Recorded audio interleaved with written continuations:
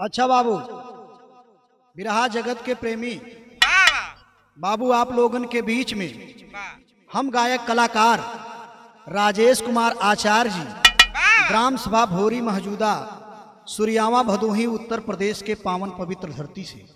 ए बाबू, आप लोगन का छोटा भाई आप लोगन के बीच में एक बिरहा प्रस्तुत करत बा, जौना में कि हारमोनियम पे हैं हमारे पप्पू बिंद जी, और इधर झांझ कोरस पे हैं हमारे राम जी, और इधर मजीरा कोरस पर हैं राजू भाई, और इधर ढोलक पे मंजीत कुमार जी हैं। बाबू, आप लोगन के बीच में बाबू एक कहानी हो, बड़ी अच्छी गीत हो बाबू, बड़ी दुख भरी दर्द कहानी हो, अपने भारत उत्तर प्रदेश का कहानी हो बाबू। कहाँ कहो, 4 लाइन का भूमिका मिलल।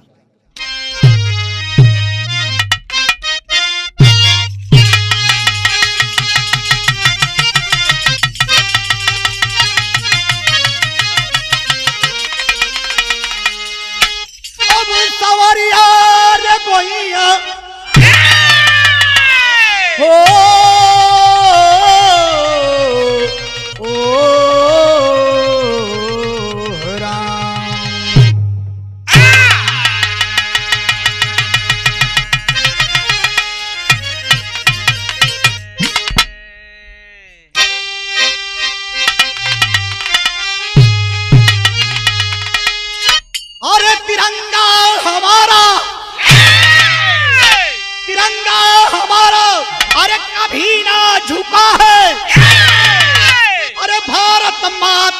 खाली नहीं रहती झोली, सोने की चिड़िया ई देशवा कहालो, अरे भले पीर अकेले है खूनों की होली, अरे सोना चांदी उगलती है भारत की धरती, अरे वीरों से पृथ्वी नहीं रहती खाली, अरे यूपी की धरती पे रघुनाथ जन्मे, तिरंगा को सींचे हैं बनकर के माली।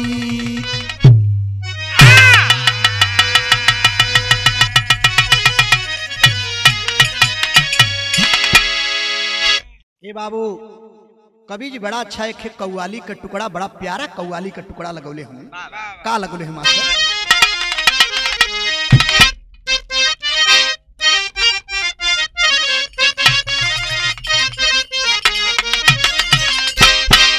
अरे लगा दे, अरे लगा दे आग पानी में, अरे लगा दे आग पानी में, जवानी उसको कहते हैं।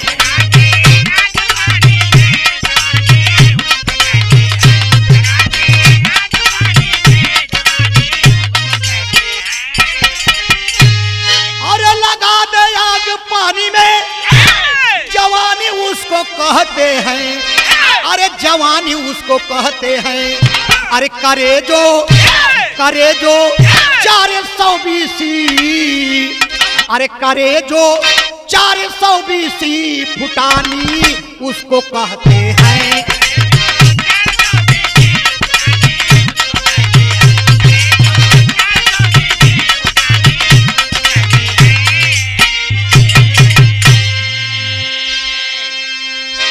ए बाबू, यही भाव में बिरहा का संकेत, कहानी का संकेत मिलत कैसे मिले?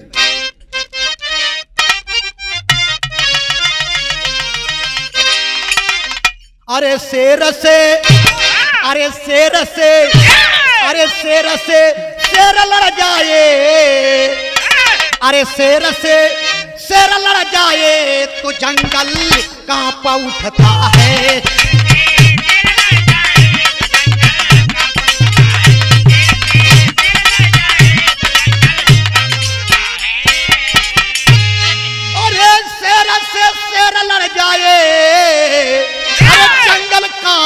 उठता है, अरे जंगल कांप उठता है।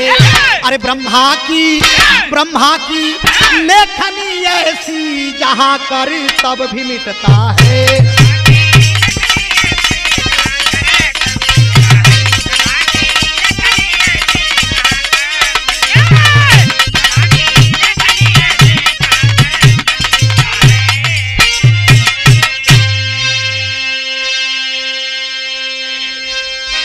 ए बाबू, कहानी का शुरुआत भइल कहवा का कहानी हो बाबू, नजम के लाइन में बतावल गई।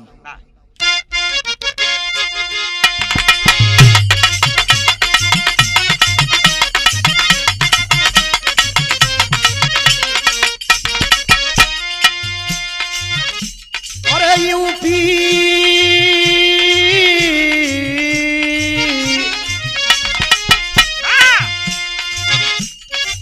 यूपी के राज्य में इटावा एक जिला है, यूपी के राज्य में इटावा एक जिला है, सैफई गांव जहां पहलवान किला है।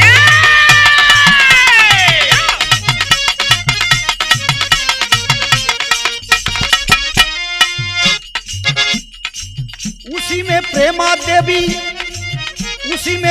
देवी जोखू यादव रहता है, उसी में प्रेमा देवी जोखू यादव रहता है, बेटा रघुनाथ रोज पहलवानी करता है।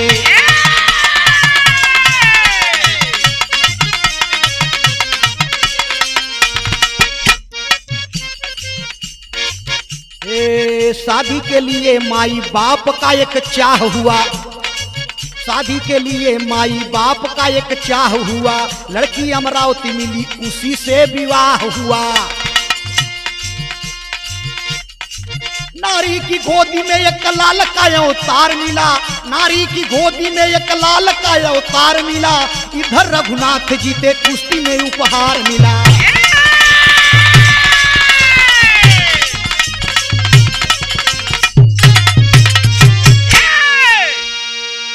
ये बाबू तईसा बात के यही समझ लो बाबू, भारत के अंदर यूपी एक राज्य है, यूपी राज्य के अंतर्गत बाबू एक इटावा जिला है, इटावा जिला के अंतर्गत एक सैफई गांव है। सैफई गांव में बाबू पहलवानों का किला है, एक एक से वहां पर पहलवानी करते हैं बाबू। वहीं के एक जोखू यादव प्रेमा देवी बाबू बड़ी गरीबी में दिन बितावत बाटेन बाबू, बड़ी गरीबी में दिन बितावत बाटेन। उनकर एक लड़का बाबूजी रघुनाथ जब पैदा भइल हो तो उनकर सब विचार भइल कि रघुनाथ के हम पहलवानी सिखाई। आ पहलवानी लगलन है सिखावे, धीरे धीरे जब रघुनाथ पहलवान की उम्र बढ़ल बा तो कुछ दिन के बाद भइल का कि भाई अब हम रघुनाथ पहलवान का शादी कर दे। शादी के योग लड़का हो गई बा। ए बाबू उनकर शादी एक अमरावती लड़की से भइल बाबू, अमरावती लड़की से भइल। भगवान का महिमा देख, ईश्वर का देन देख, ओकरे पेट में बच्चा पले लगल। धीरे धीरे कुछ दिन बीतल बा, जैसे ही दिन बीतता है बाबू इधर रघुनाथ रोज पहलवानी को करता है। दिल्ली में चला गया बाबू कुश्ती लड़ने के लिए, वहां जब चला गया बाबू इधर कुश्ती को जीतता है और इधर भगवान की मर्जी देखो उसके पास एक लड़का पैदा होता है।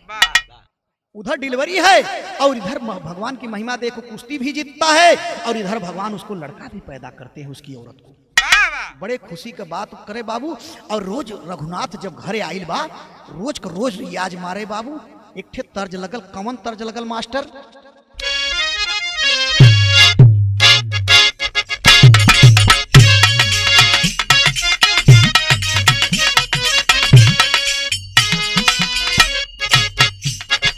मर्दवा अपने मेहररुआ से यह कहले कि ये रानी आज चल तोहके सफारी गाड़ी में घुमा देगी। औरतिया कहले कि ये सैया हमरे कमर में आज पीड़ा हो, हम ना जाई। कहले का बिया, हे चलो ना जानू आज पटना घुमा दूं।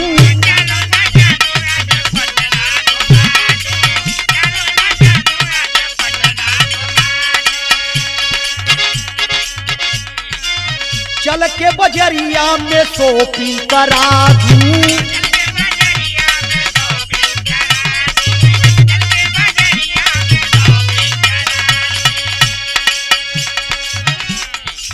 चढ़ब न फेरू सफरिया पिया, चढ़ब न फेरू सफरिया पिया, काले से उठे दरदिया पिया, कमरिया पिया हो कमरिया पिया, भइल वाला पका के ककरिया पिया।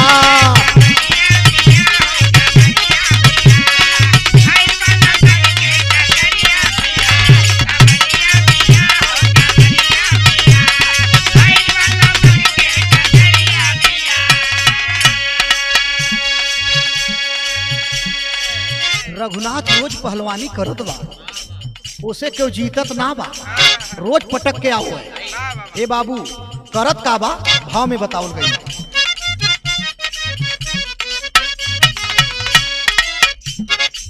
बेटा रघुनाथ करे रोज पहलवानिया,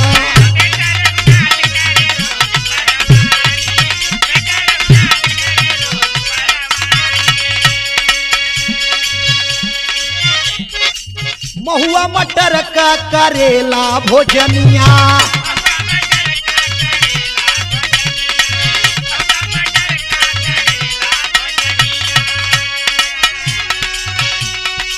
बेटा रघुनाथ करे रोज पहलवानिया,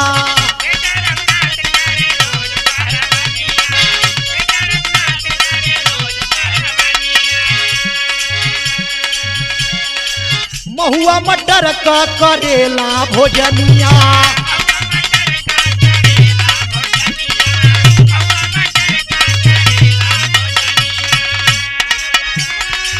पटकेला रोजे अखड़वा भैया, दुश्मन के लागे जहरवा भैया, बहरवा भैया हो बहरवा भैया, भागेला दुश्मन बहरवा भैया।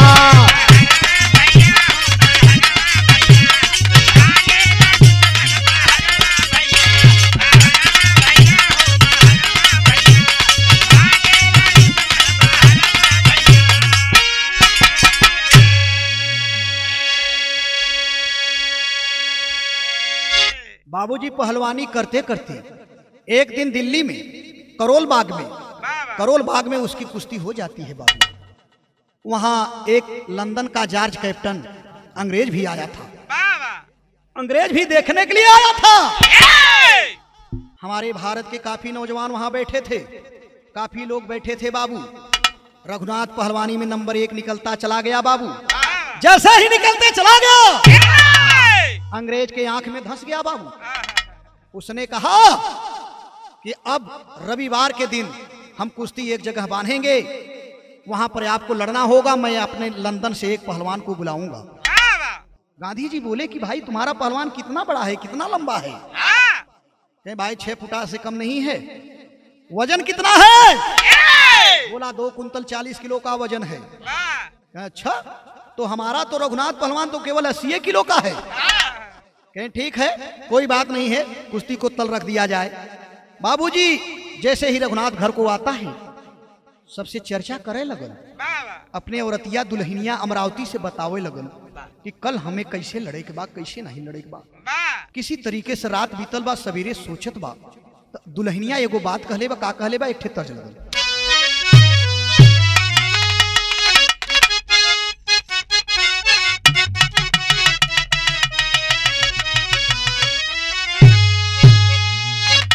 झूलनी से उड़ाली,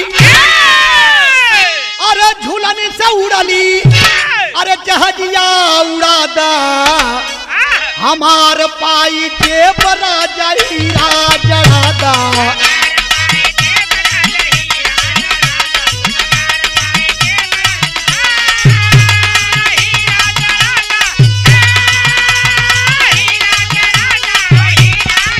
बहुत अच्छे।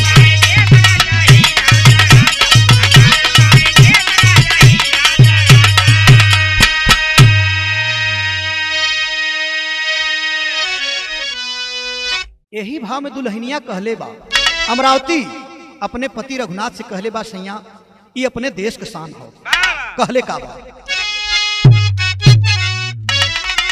अरे बोली अमरावती, अरे बोली अमरावती, अरे पति से बचनिया, हमारे रजऊ रखिया देसवा कपनिया।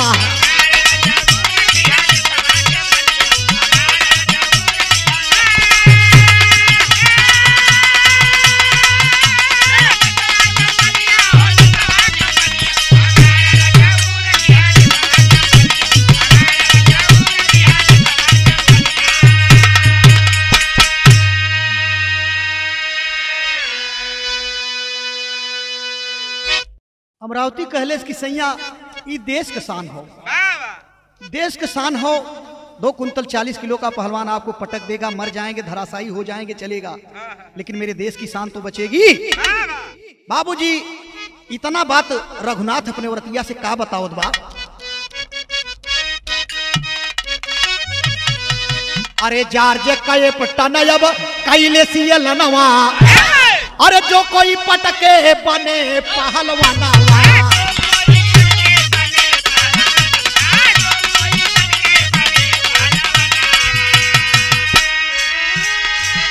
अरे कुश्ती फरीदाबाद, अरे कुश्ती फरीदाबाद होए मनमनिया, हमारे रजाऊ रखिया देशवा का पनिया।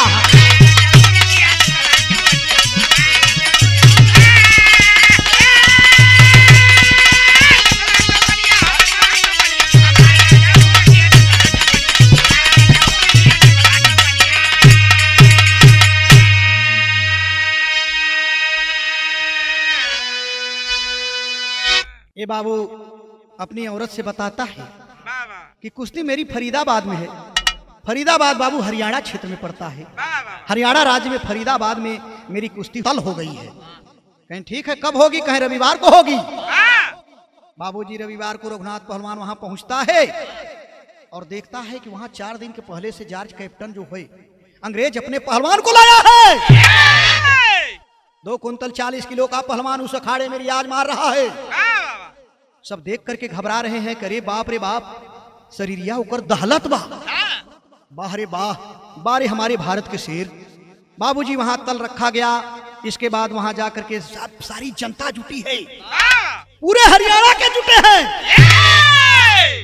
हरियाणा नहीं, यहां तक कि नहीं, पूरे भारत के लोग वहां जुटे हैं कुश्ती देखने के लिए। बाबू सब बारी बारी से बैठे हैं। गांधी जी डंडा लेकर के धोती और गंजी पर बैठ करके, गांधी जी चश्मा लगा करके बैठे हैं, सोच रहे हैं कि हमारा लाल अभी आएगा, हमारे भारत का लाल। तब तक बाबू रघुनाथ पहलवान जब पहुंचल बा, उधर तैयारी कसे बदे हो गई बाबू। इतवार के दिन जब पहुंचल बा तो वही समय रघुनाथ भी लंगोटा कस रहा है लड़ने के लिए। सारी जनता खड़ी है बाबू। रेफरी बोले कि एक बार यहाँ पर जमीन और गुड़वा दीजिए। फरसा लेकर के लोग गोड़ दिए जमीन को कि भाई 2 कुंतल 40 किलो का पहलवान अगर पटकेगा तो हो सकता है हड्डी भी टूट सकती है। लेकिन बहुत अच्छा से भाई गुड़ाई भइल है। जब गुड़ाई भइल है तो वहां समय तैयारी, रेफरी बोले कि भाई तैयारी करके आइए। तैयारी करके बाबूजी रघुनाथ कर रहा है क्या, एक ठे चौलगिया का भाव लगन।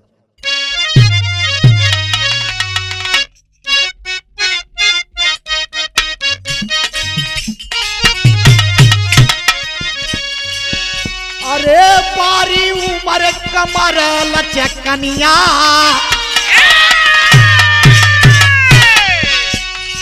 बारी उमर कमर लचकनिया, गोरी खींचे नुहुरी के पनिया, गोरी का झूले झूलनिया ना।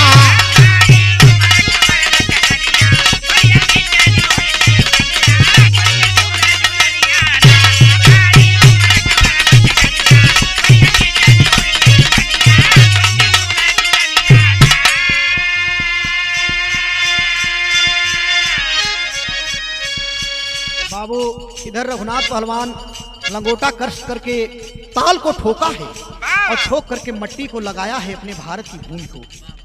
बोलता है वंदे मातरम, भारत माता की। इतना कह करके बाबू लंदन के पहलवान से लड़ने के लिए तैयारी कर दिया है। बाबू चलता है कैसे, अरे लड़ने चला रघुनाथ जवानवा, अरे लड़ने चला रघुनाथ जवानवा, गाधी बैठे रहे समनवा, लड़का बीरा ये खड़वा ना।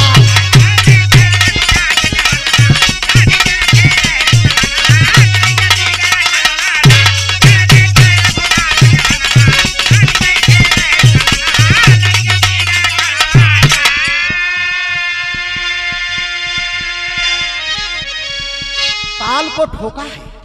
ताल को ठोक करके बाबू 2 कुंतल 40 किलो पहलवान अंग्रेज से हाथ मिला लेते। सब सोच रहे हैं बाबू कैसे लड़ाई होगी। ये बाबू होता है क्या, ये बाबू भगवान की मर्जी देखकर रघुनाथ पहलवान दाव पर दाव मारत बा, एक एक से दाव मारत बा। रघुनाथ पहलवान को 2 कुंतल 40 किलो का अंग्रेज पहलवान भी पटक रहा है, लेकिन रघुनाथ बच बच के जा रहा है। लेकिन एक बार रघुनाथ का दाव बैठ गई भैल का। अरे पटका वीर गिरा भराई, जार्ज कैप्टन घबराई।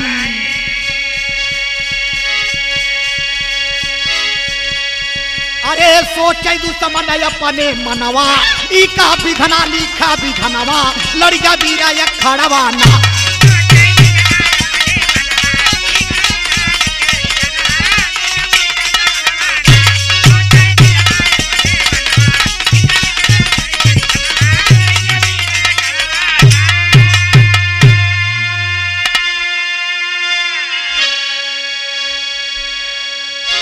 ए बाबू, भगवान की मर्जी देखो। रघुनाथ पहलवान दाव को पकड़ लेता है, भारत माता की। इतने में बाबू दाव उसका बैठ गया, उठा करके पटक दिया 2 कुंतल 40 किलो पहलवान को। 80 किलो का मेरे भारत का नौजवान पहलवान उठा के पटक देता है। तालियां बजने लगती है, तालियां बजने लगती है कि बारे भारत के शेर। सब जा करके गोदी में उठा ले लेन बाबू, बड़ा अच्छा उठा ले लेन। तब तक अंग्रेज गणित को लगाता है दिमाग। गांधी जी के पास आता है, कहता है बाबूजी, आपका पहलवान तो लड़ने में बहुत ठीक है, बड़ा अच्छा पहलवान है, लेकिन बहुत दुबला पतला है बाबू। इसको हमारे यहाँ लंदन भेज दीजिए, वहां पर अच्छे से अच्छे काजू बादाम एक एक से फल को हम खिलाएंगे, इसको रोज डेली दूध देंगे, इसको पहलवानी वहां कराएंगे। कम से कम 1-2 महीने रहेगा, हमारे वहां के लोगों को सिखाएगा। कम से कम सिखाने के लिए बाबू जार्ज कैप्टन लेकर के चल देता है। गांधी जी बोले कि ठीक है, लेके जाइए, 1 महीने 2 महीने में छोड़ देना ले जाकर के। कहे ठीक है बाबू। तो सारंगा का भाव लगल कैसे?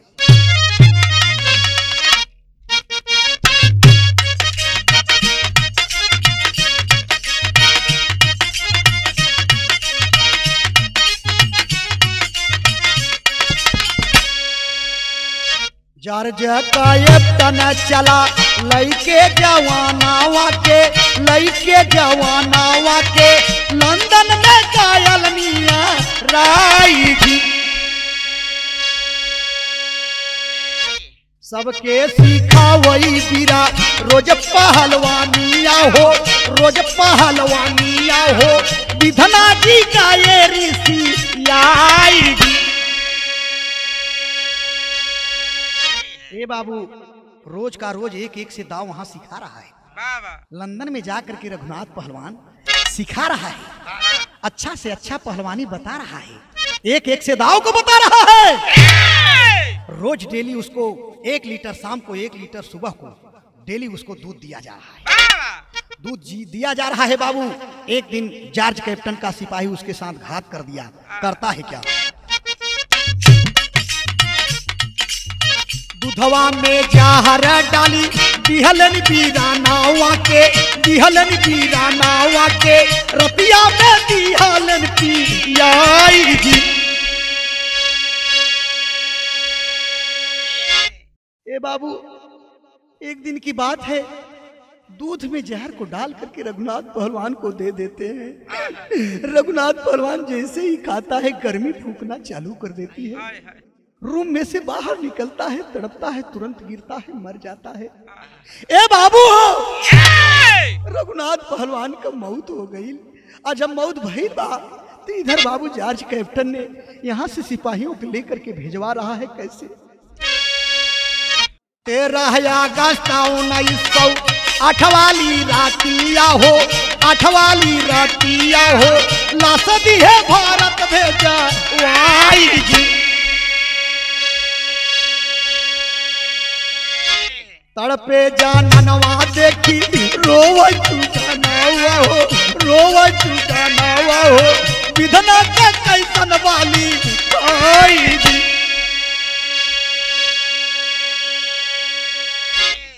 ए बाबू, इधर बाबू रघुनाथ पहलवान की लाश जब आती है, गांव में कोहराम मच जाता है। रघुनाथ पहलवान डोलते फिरते गया था, अरे कैसे उसकी लाश आ गई। सभी लोग विलाप करते हैं, बाबू पूरा गांव छूट गया। अगल बगल पड़ोसी भी टूट गए रघुनाथ पहलवान को देखने के लिए कि अरे बाप रे बाप, अंग्रेजों ने ऐसा घात कमाया बाबू। बाबू सभी जुट जाते हैं, वहां जुटते हैं बाबू, टेरी का भाव लगा।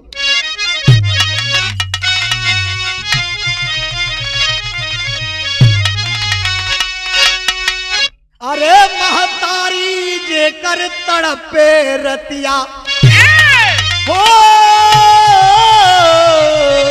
अरे महतारी जे कर तड़पे रतिया, अरे घटना घटी तिरंगा रोवैया सुगारी अरहो गारी अरहो।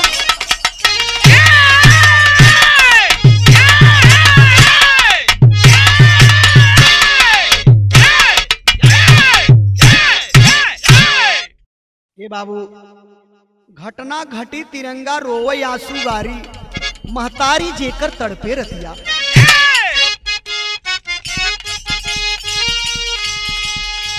पूरा गांव जुट गया बाबू, रो रहा है पूरा गांव। कैसे? पूरा गांव जुटा है भैया,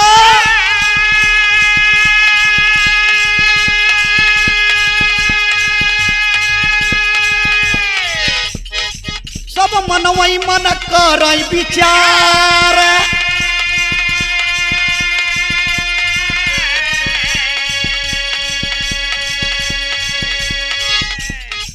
काला लाश देखे में ला गई,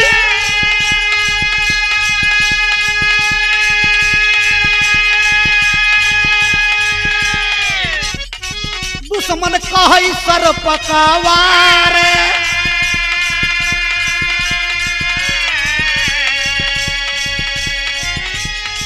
सब क्यों कहे घात कमाया,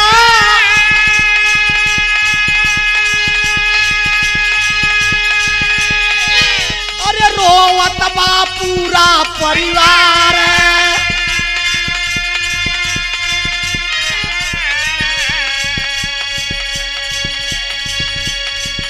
अरे सब कोई लेके चले फूकने, सब कोई लेके चले फूकने, कैले अंतिम संस्कार।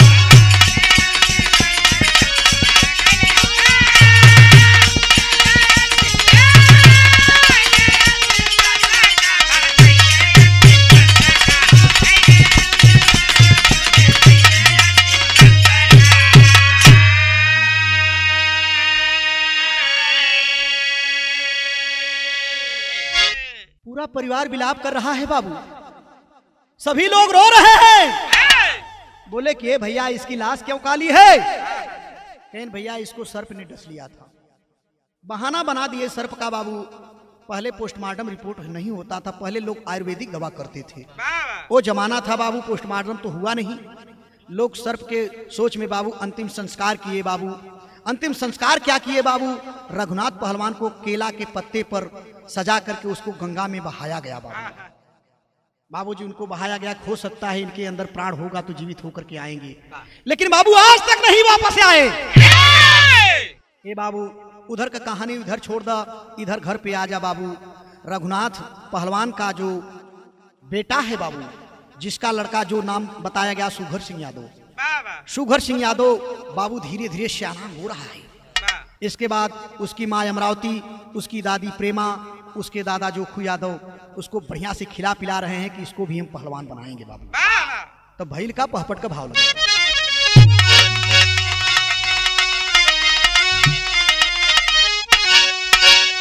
अरे बेटा सुघर रहा एक, अरे लाला नवा हमारे भैया हो, अरे बेटा सुघर रहा एक, अरे लाला नवा हमारे भैया हो, अरे माई बाबू कैलन तब पाला नवा हमारे भैया हो।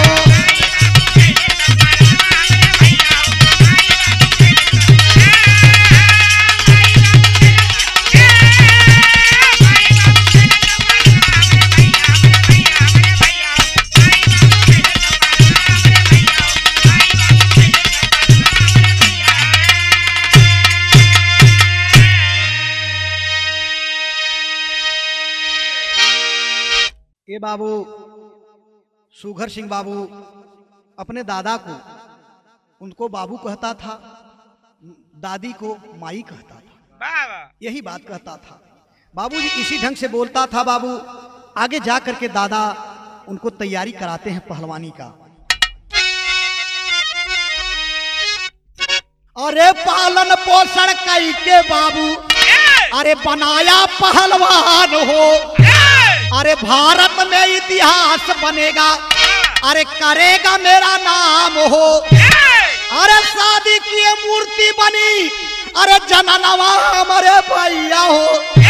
अब माई बाबू कैलन तब पलनावा हमारे भैया हो। बाबूजी धीरे धीरे सुघर सिंह बड़ा होता है। जोखू यादव, प्रेमा देवी, इधर उसकी मां अमरावती विवाह के लिए रिश्तेदारों से चर्चा करती है। एक बाबू लड़की मिली, उसका नाम मूर्ति बतावल गई। मूर्ति यादव से उनकी शादी हुई बाबू। तो धीरे धीरे पहलवानी भी कर रहे हैं और इधर शादी किए। धीरे धीरे भगवान का मर्जी देख परिवार भी बढ़े का बारी हो।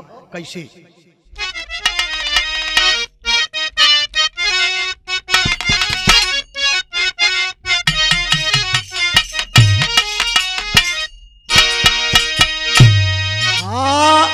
जैसे चिड़ैया पालई आपन ललनवा भैया।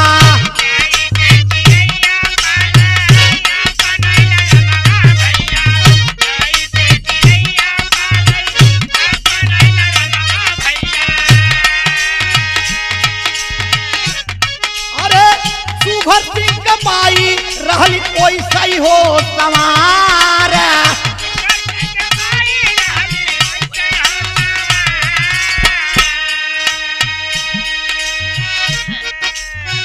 बेटावा पतो ही आके दिलवा से मानाई भैया।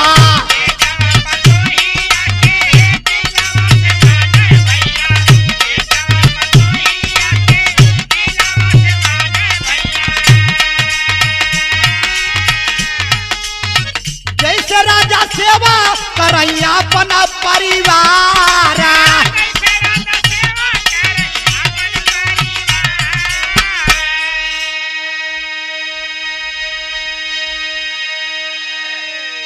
ये बाबू हो बड़ा अच्छा से इधर अमरावती माई और दादी दादा जोखू प्रेमा देवी बहुत अच्छी से ओकर तैयारी कैलन। बाद में भइल का शादी जब मूर्ति से भइल बा, इतना बढ़िया पालन पोषण करे लगलेन।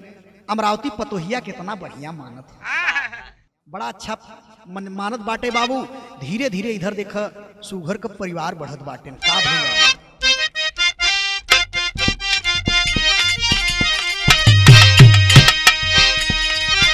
अरे धीरे धीरे पैदा भइले 5 ठेला लानावा।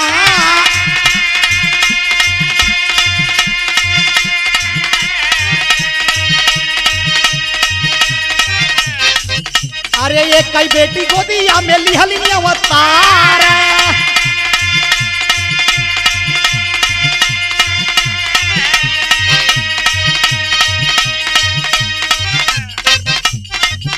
अरे दादा सोचे वंशज का नामवा उजागर होए।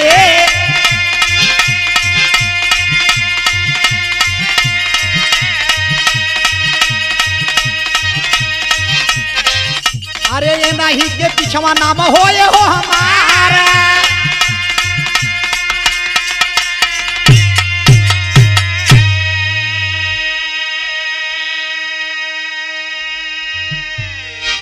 ये बाबू हो बाबूजी धीरे धीरे मूर्ति यादव इधर सुघर सिंह के दोनों जने के बीच में बाबू धीरे धीरे 5 लड़का पैदा हुए।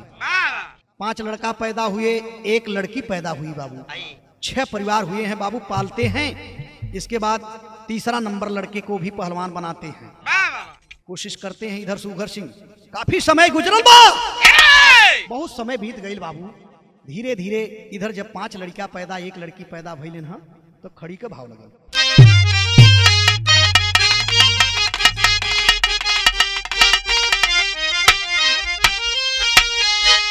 अरे एक से वीर गए, अरे चली गई ले गुनिया। अरे नाम होए तोहरा देश में सब जाने दुनिया।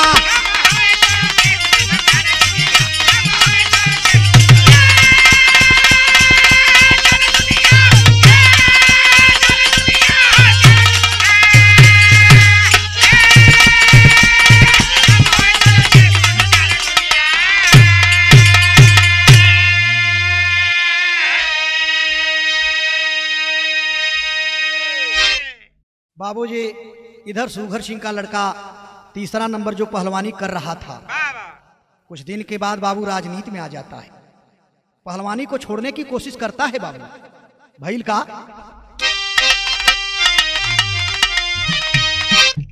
अरे तीसरा नंबर पहलवानी छोड़े आई गए राजनीति में। अरे नाम जेकर मुलायम हवई सुनाई हम अपने गीत में। अरे मुख्यमंत्री अखिलेश बने, अरे दुश्मन का खड़ी चुनिया। अरे नाम होए तोहरा देश में सब जाने दुनिया।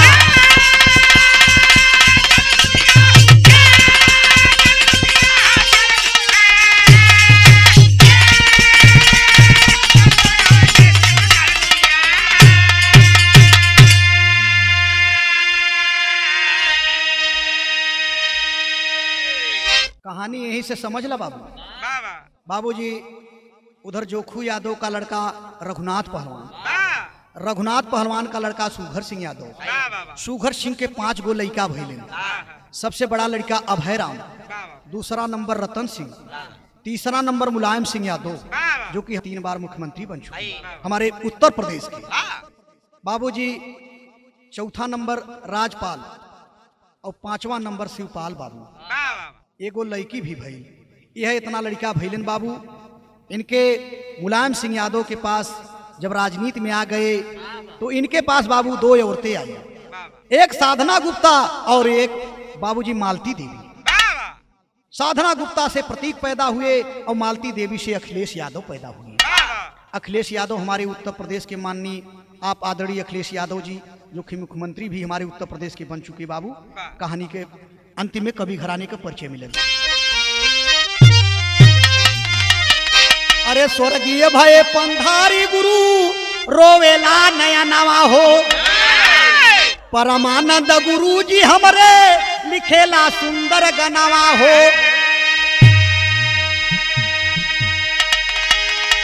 ए बाबू महतारी जे कर तड़पे रतिया।